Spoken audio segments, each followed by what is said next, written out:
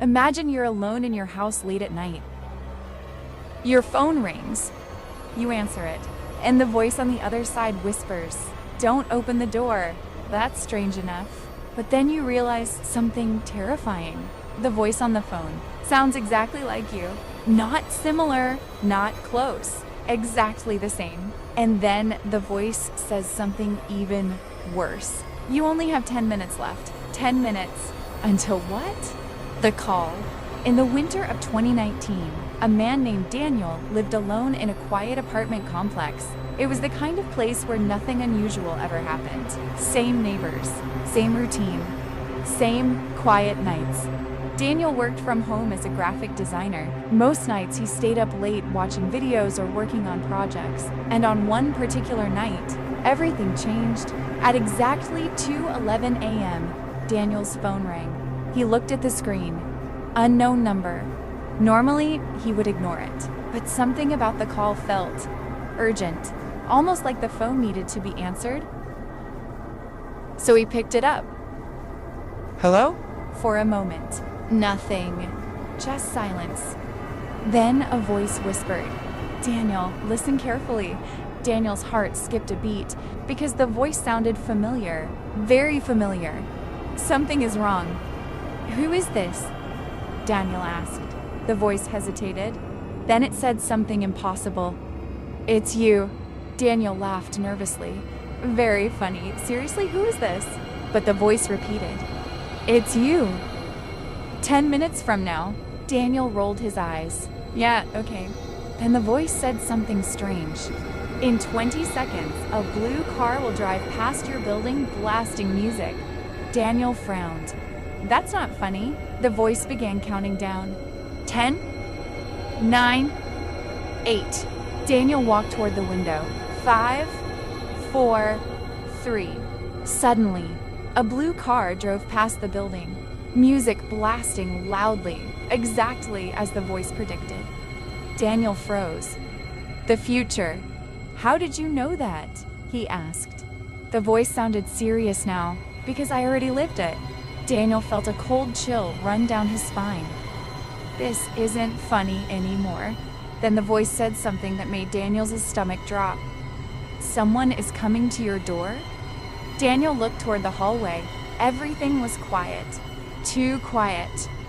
Then the voice whispered, "Whatever happens, do not open the door." The first morning, Daniel's mind was racing. Why not? But the voice ignored the question. Instead, it asked something strange. "Is your kitchen light on?" Daniel turned slowly. Yes, the kitchen light was on. "Good," the voice said.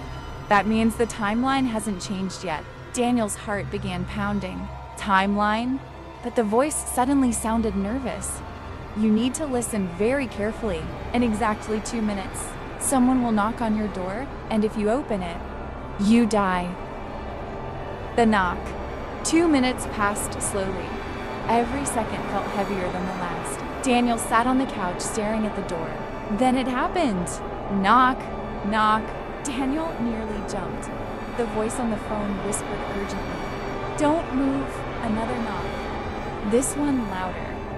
Bang, bang. Then a voice from outside the door shouted, "Daniel? Police." "Open the door." Daniel's heart began racing. "Police?" He whispered into the phone. "Did you hear that?" The voice answered immediately. "Yes, and whatever you do not open the door." The doubt. Outside the door, the knocking continued. "Daniel, open the door immediately."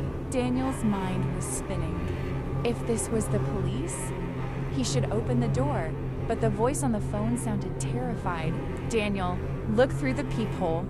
Daniel slowly approached the door. His hand trembled as he leaned forward. He looked through the peephole and instantly stepped back. His face went pale because the man standing outside looked exactly like him. Same face, same clothes, same expression, standing there, smiling. "The truth," Daniel whispered into the phone. "There's someone outside." The voice replied quietly, "I know." Daniel's breathing became heavy. That's me. Yes, the voice said. Daniel felt dizzy. What is happening? The voice took a deep breath. Because 10 minutes ago, I opened the door. Daniel's heart stopped.